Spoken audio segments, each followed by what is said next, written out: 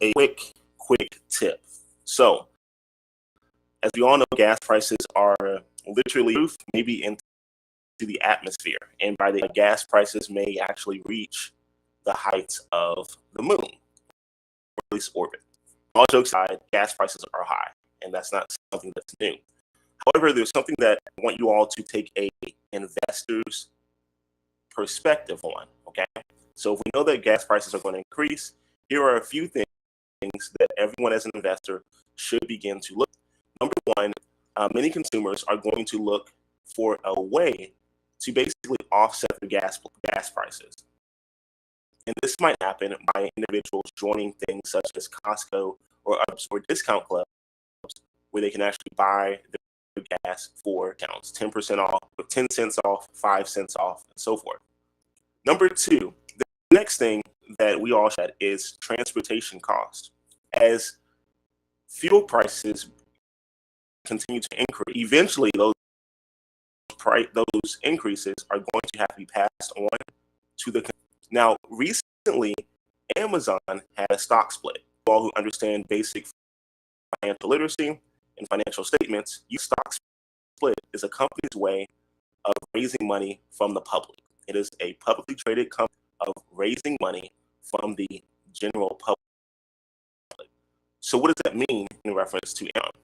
Well, that means that they found a way to basically collect more cash, and they're going to use that cash for more than likely either an acquisition or operating expenses. Now, what would make operating expenses for a company such as Amazon increase? Great question. Why is that? Amazon already has pre-existing contracts or agreements, much like futures and options, basically. But they are agreements with companies such as FedEx, USPS, or UPS, the United States Postal Service. And they have agreements that as long as they to produce or put together packages, that they're going to be able to send out the parcels, right? If you've noticed that the United States Postal Service has an agreement with Amazon, agreements are based on price, and many of those agreements are based on price with the fluctuation variable of fuel.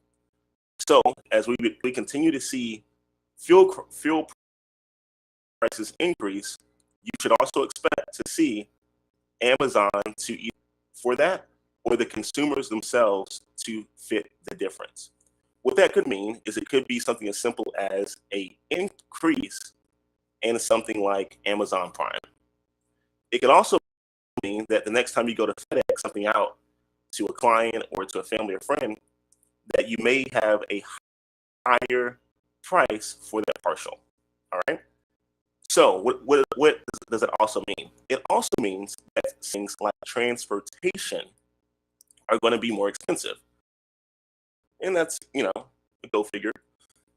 For a long time in the United States, fuel has been something of quote unquote elasticity.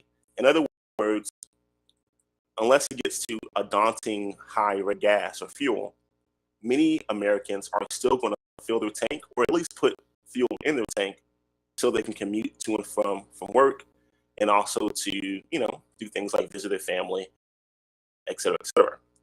Used to hit record highs as it's doing right now, is that many individuals are not going to be able to sustain their typical lives or to working. Although our president wants more and more people to actually commute to work, if fuel prices continue to rise, the average American will probably need to find something that's more beneficial for a gig to be working from home. So again, let's review these things. As an investor, people begin to look for gig opportunities like, I don't know, delivery services, possibly working from home, things like that. Well, on the stock market, you can look for companies like, I don't know, Fiverr, Upwork, et cetera, et cetera. You can purchase into the stocks, maybe do a few shorts, or if you're expecting things to increase price, you can go ahead and buy early. What this will also do is this will actually be a huge proponent of pushing opportunity for electrical vehicles. So if you're not already invested in some electrical vehicle opportunities, that was indicated that obviously the majority of the United States should have. So that's an opportunity right there in the stock market as well to find those companies. The next thing, Costco. Costco's a publicly traded company, as are others that offer these discounts. So it might be good to go ahead and join or buy some of those equities.